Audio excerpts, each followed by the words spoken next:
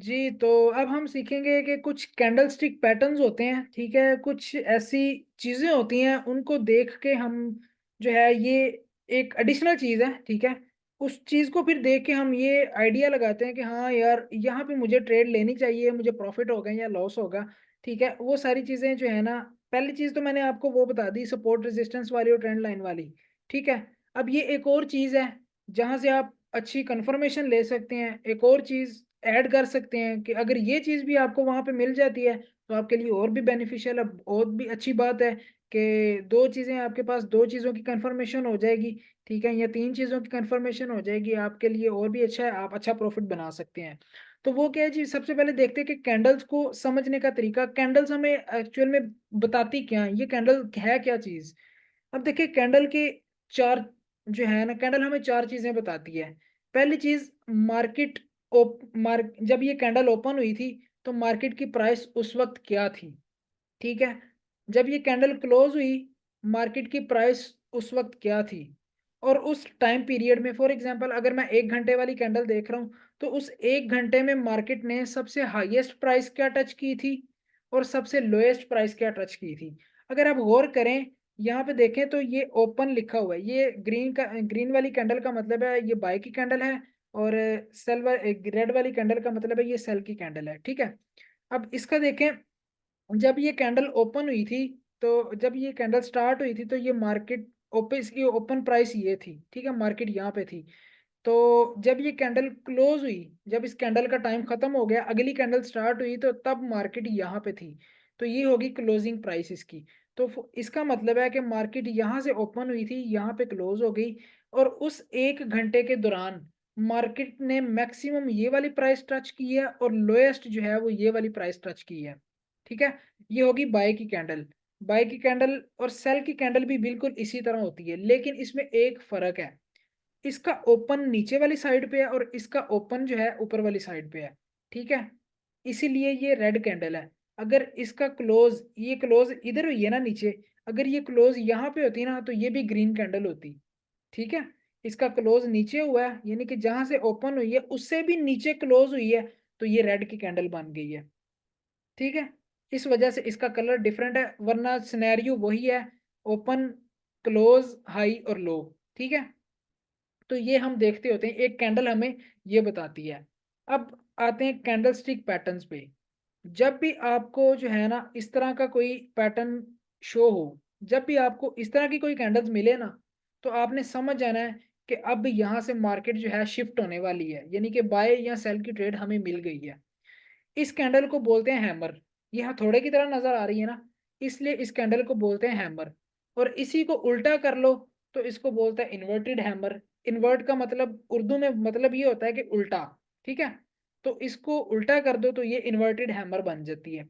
अब जब भी आपको ये वाला पैटर्न नज़र आएगा, यहाँ से ये वाला पैटर्न जब भी नज़र आएगा, आपने बाय की ट्रेड लेनी है। कौन-सी लेनी है? बाय की ट्रेड जब भी आपको ये वाला पैटर्न नज़र आएगा। और जब भी आपको ये वाला पैटर्न नज़र आएगा, इन्वर्टेड हैमर का, आपने सेल की ट्रेड लेनी है। इसका मतलब क्या है? हमने क्यों लेनी है? इसका मतलब ये अब देखें, मार्केट में बायर और सेलर दोनों हैं और वो आपस में फाइट कर रहे हैं, मैं प्रॉफिट करूँ, वो कोशिश कर रहा है कि मैं प्रॉफिट करूँ। बायर चाहते हैं कि मुझे प्रॉफिट हो, सेलर चाहते हैं कि मुझे प्रॉफिट हो। ठीक है? अब वो आपस में फाइट कर रहे हैं, तो जीतता तो एक ही है, ठीक है? 2 टीमों के दरमियान जब मुकाबला होता है, तो जीतता तो एक ही है, दूसरा तो हार जाता है, ठीक है? अब जब भी आपको ये वाली कैंडल नज़र आएगी, ये वाला पैटर्न नज़र आएगा, इसका मतलब क्या है? इसका मतलब ये है कि सेलर्स ने इस मार्केट को नीचे की तरफ पुश करने की कोशिश की है, लेकिन बायर्स उसको उठा के फिर ऊपर ले आए हैं और मार्केट यहाँ से ओपन हुई है और यहाँ से क्लोज़ हुई है। हालाँकि इतनी लंबी इसकी ये बॉडी भी बनाई है, बॉडी कह रहा हूँ, विक बनाई है, शैडो बनाया है। इसको हम ना विक बोलेंगे, ठीक है? ट्रेडिंग की दुनिया में इस ये जो डंडी है ना, इसको विक बोलते हैं। तो हम इसको विक बोलेंगे, ठीक है? तो इतनी बड़ी जो विक बनाई है, इसका मतलब ये है कि सेलर्स ने इसको नीचे पुश करने की कोशिश की है, लेकिन इसको बायर्स ने जाने नहीं दिया, बायर्स इसको उठा के ऊपर ले आए हैं। तो बायर्स यहाँ पे स्ट्रॉन्ग है, तो आपको यहाँ पे बाय की ट्रेड लेनी है। इसका मतलब भी ये है, कलर से फ़र्क नहीं पड़ता, कलर कौन-सा है, रेड हो या ग्रीन हो, इससे फ़र्क नहीं पड़ता। फ़र्क ये पड़ता है कि पैटर्न क्या बन रहा है और इसका एक रूल भी है। वो ये है कि ये जो विक है ना, ये कितनी लंबी होनी चाहिए। ये इस बॉडी से 3 गुना बड़ी होनी चाहिए। ये जो बॉडी है ना, इसको बॉडी बोलते हैं, इसको विक बोलते हैं। ये जो बॉडी है ना, इससे 3 गुना बड़ी ये विक होनी चाहिए, फिर इसको हम हैमर कंसीडर करेंगे। अगर 3 गुना से मतलब दुगनी है या 2.5 गुना ज़्यादा है, तो उसको हम कंसीडर नहीं करेंगे। कम से कम 3 गुना लंबी ये विक होनी चाहिए, ठीक है? ये आपने ज़हन में रखनी है। और इस साइड पे आ जाएँ, यहाँ पे भी यही रूल अप्लाई होता है। बायर्स ने इसको मार्केट को ऊपर पुश करने की कोशिश की है, लेकिन सेलर्स ने इसको जाने नहीं दिया। सेलर्स इसको उठा के नीचे ले आए, यानी कि सेलर यहाँ पे पावर में है, सेलर ज़्यादा स्ट्रॉन्ग है। तो मार्केट को सेल करने में वो कामयाब हो चुके हैं और वो अब यहाँ से मार्केट सेल होगी। अब आते हैं ट्रेडिंग व्यू पे। यहाँ पे हमने कैसे देखनी है, इसकी मैं एक एग्ज़ाम्पल आपको दिखा देता हूँ। ये देखें, मार्केट यहाँ से सेल हो रही थी। जैसे ये पैटर्न मिला आपको, ठीक है, यहाँ से आपने बाय कर लिया, मार्केट बाय होना शुरू होगी। अब यहाँ पे देखें, मैंने आपको क्या बताया था, जब ये वाला पैटर्न बनेगा आपने बाय करना है। तो ये देखें, यहाँ से बाय हुई है। और मैंने आपको ये बताया था, ये पिछली स्लाइड में आपको ये बताया था कि जब ये वाला पैटर्न बनेगा तो आपने सेल करना है। तो ये देखें, जब ये वाला पैटर्न बना है यहाँ से सेल। अच्छा, ये भी देखना है कि ये चार्ट के किस साइड पे बन रहा है, ठीक है? ये वाला गलत है, ये वाला सही है, ठीक है? ये भी देखना है कि चार्ट के किस साइड पे बन रहा है, नीचे बन रहा है या ऊपर बन रहा है, ठीक है? ये भी आपने देखना है, वो मैं आपको दिखाता हूँ चार्ट पे जाके। अब ये देखें, ये वाला जो पैटर्न है ना, ये मैं आपको एक ट्रिक बताता हूँ, ये मेरा एक्सपीरियंस है। वो ट्रिक ये है कि ये वाला पैटर्न बड़े टाइम फ्रेम पे अगर आप देखेंगे, H1 पे, H4 पे, मतलब H1 से बड़ा जितने भी टाइम फ्रेम्स है उस पे आप देखेंगे, आपको एक्यूरेसी बहुत अच्छी मिलेगी। अगर उससे छोटे पे देखेंगे तो आपको इतनी अच्छी एक्यूरेसी नहीं मिलेगी। इस वाले पैटर्न्स की बात कर रहा हूँ, ये वाले पैटर्न्स की, ठीक है? ये वाले पैटर्न्स अगर आप इनको बड़े टाइम फ्रेम में देखेंगे तो आपको एक्यूरेसी बहुत अच्छी मिलेगी। अगर छोटे में देखेंगे तो आपको एक्यूरेसी इतनी अच्छी नहीं मिलेगी।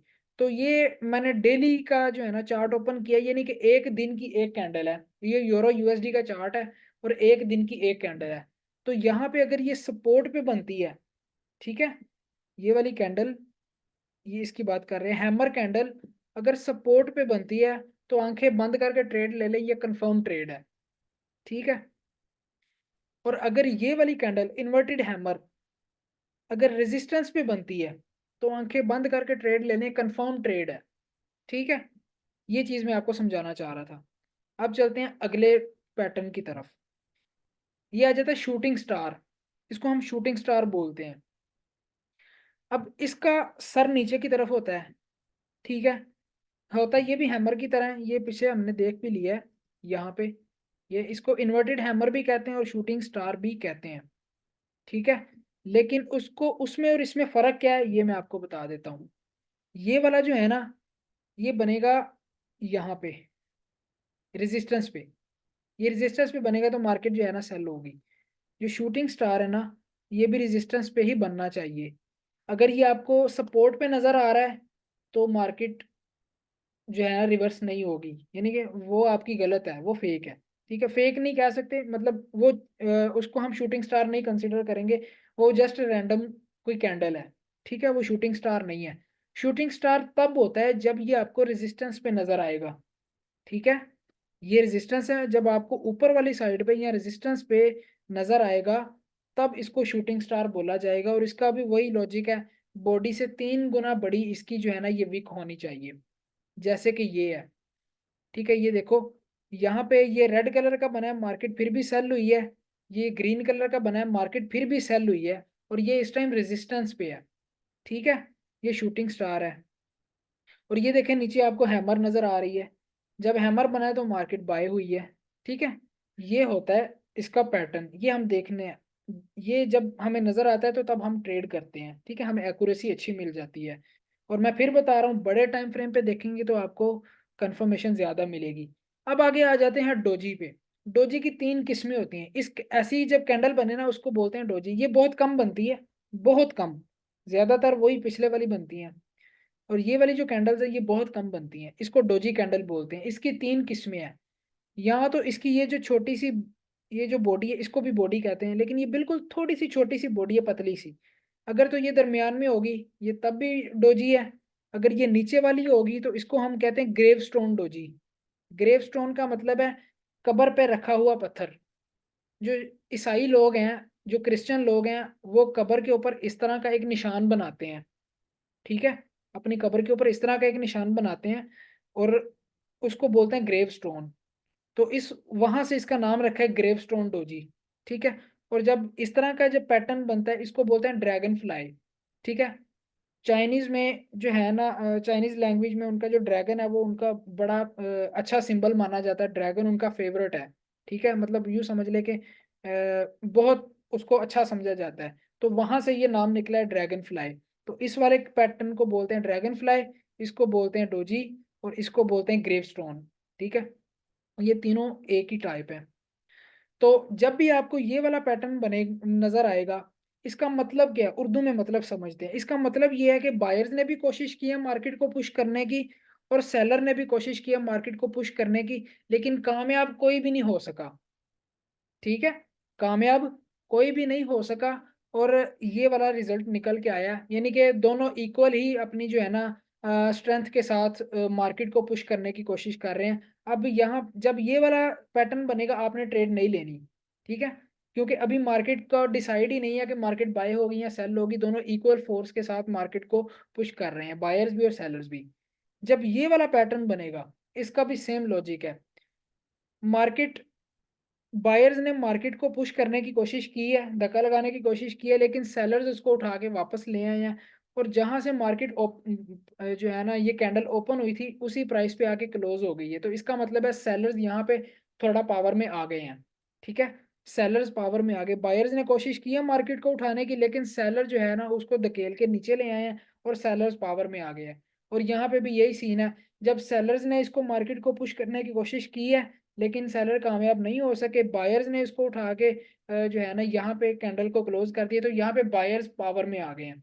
तो हम आगे चल के इसी एग्जांपल देखते हैं। ये देखें, यहाँ पे बायर्स जैसे कि मैंने आपको अभी पिछली जो है ना यहाँ पे बताया था कि सेलर्स ने कोशिश तो की है लेकिन वो कामयाब नहीं हो सके, बायर्स ने इसको उठा के यहाँ पे ले हैं और यहाँ से बायर्स पावर में आ गए। अब मार्केट बाय होगी। तो अगली स्लाइड में हम देखते हैं, ये देखें मार्केट बाय में जा रही है, ठीक है?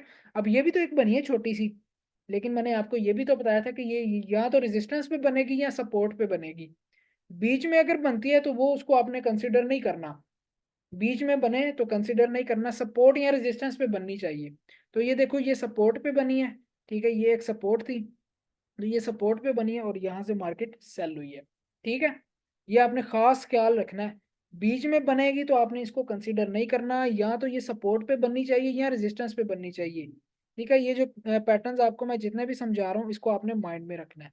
आगे चलते हैं।